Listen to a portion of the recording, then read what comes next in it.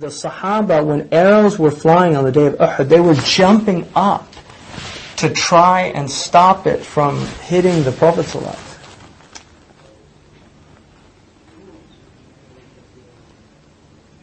So that level of love,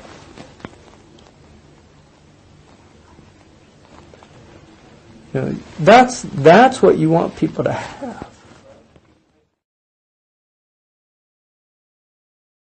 Bismillah ar-Rahman ar-Rahim. Mawlid has three meanings in Arabic.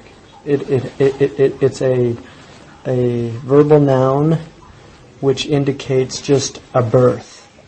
And then it's also a noun of time and a noun of place. So the Mawlid is, if you mean a place, it's the physical place the Prophet was born. That's called Ism Makan. And then Mawlid is the 12th of Rabi' al-Awwal, is the time that he was born in. But the Mawlid, which is the masdar, the verbal noun, that's just his birth. And that everybody has to celebrate. You can debate about time and place, but everybody has to celebrate the birth. In other words, they have to feel joy that he was born. And they should do that every day. I mean, we should have that feeling of joy every day. So celebrating it in the month of Rabi' al-Awwal is something that was introduced in the 7th century. And that's debatable. I really don't have a problem with scholars that don't agree with that position, and I don't think people should get fanatical about it. But the majority of scholars have always felt it was a good thing because, I mean, if you have an alarm clock that wakes you up for Fajr, that's a bid'ah. It's an innovation. But if that's what you need to get up for Fajr, then that's what you use. Now, if you're living a life in which the qualities of the Prophet ﷺ are absent from it, which is the state of the Muslim Ummah, we don't even have exemplars anymore. We don't have ulama walking around that remind you of the Messenger of God in their character, in their behavior. And so it is good to take time throughout the year. I mean, I think it's good to do it throughout the year, to read the Shama'il, the qualities of the Prophet ﷺ from Imam al-Tirmidhi, to read the Seerah of the Prophet. And it's certainly good for people to get together and hear people that have spent their life studying these things to share with us the fruit of a lifetime of reflection, of prayer on the Prophet ﷺ, of love of him, and they share it with others because it's infectious. That you might get infected with this desire to learn more. And that's why I think it's a really good thing. But I don't think it should be a point of dissension amongst Muslims. I'm adamant about that. I just feel that people should do what they're comfortable with. And those of us that are comfortable with the proofs that we have and the scholars that have given us that, then that's what we do. See, I was reading the other day, In the Barbary States, which was written by, I think it was an American who was visiting Morocco, Algeria, Tunisia. This is turn of the century, 20th century. So it's like 1904 or 5. And this is still Ottoman, period. So he said that when he was in Tunisia, he was there for the month of Rabi' al-Awwal. And he described the festivities, the fact that there were candles lit all through the souk. And he said it was amazing. People put out in their houses lanterns. They spread candy to the children. Like they would walk and they would, spread the candy for the little children. And then there was all of these gatherings. And he said it went on for days.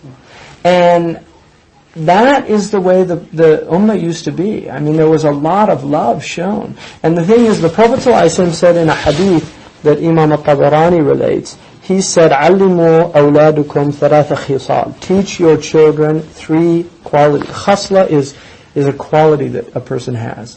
Teach your children 3 qualities. The first one, hubb nabiyyikum, love of your Prophet. The first one. And the second one is love of his family. And the third is to recite the Quran. He didn't say love of recitation of the Quran because children have a hard time reciting the Quran. Teach them how to do it, and then they'll grow to love it. But now how do you teach somebody to love somebody? Do you see? I mean, how do you do that? Well, there's a number of ways that it can be done. For me, for instance, one of the things that I do is I have moments of gratitude with my children where I will remind them, isn't it wonderful that the Prophet ﷺ came to teach us how to eat? Look, we know how to eat. Isn't it wonderful that the Prophet ﷺ came to teach us how to pray? He taught us to open our hands like this. Isn't that amazing? We wouldn't have known that. Who would have known that to do that? But he taught us how to do that. Isn't that wonderful? And then just reminding them of that. I take them on Friday. We go to the Jumu'ah, my 3 older boys. And after we go to have ice cream. Because I want them to associate Jumu'ah with a sweet thing. Like, it's exciting. And so they're looking forward to Friday. And then we talk about the khutbah. So I sit with them and we talk about it.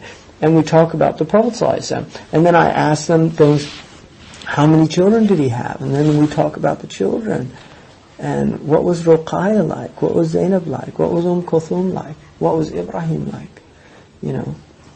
And Khadija, our mother Khadija. And just doing that. And this has to be consistent. You can't just do it once or twice. This is like all the time. So that they are immersed in this sense of everything we have is because of the Prophet sallallahu alaihi wasallam. Do you see? That's how they experience it, because you have to teach them to love the Prophet. And I gave a khutbah last week, and one of the things I said in the khutbah, and my boys were there, all 3 of them.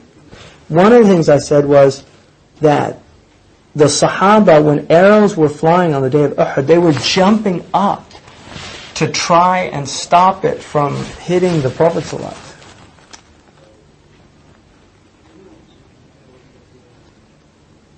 So that level of love,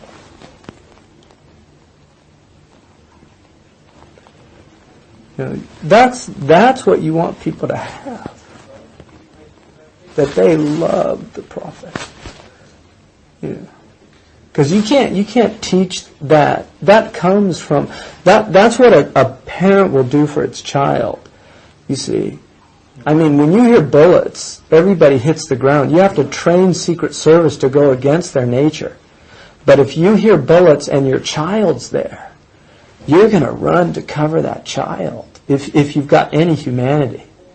Why? Because that child is precious to you. More precious than yourself. And that's what they had about the Prophet sallallahu alaihi wasallam. He was more precious to them than their own selves. And he said, you have not tasted the sweetness of faith. مَا ذَاقَ حَلَاوَةَ الْإِيمَانِ حَتَّى until يَكُونَ اللَّهُ وَرَسُولُهُ أَحَبَّ إِلَيْهِ مِمَّا سِوَاهُمَا. Until Allah and His Messenger are more beloved to him than his own self. That's the sweetness of faith. And that's when faith is real. Other than that, it's not real.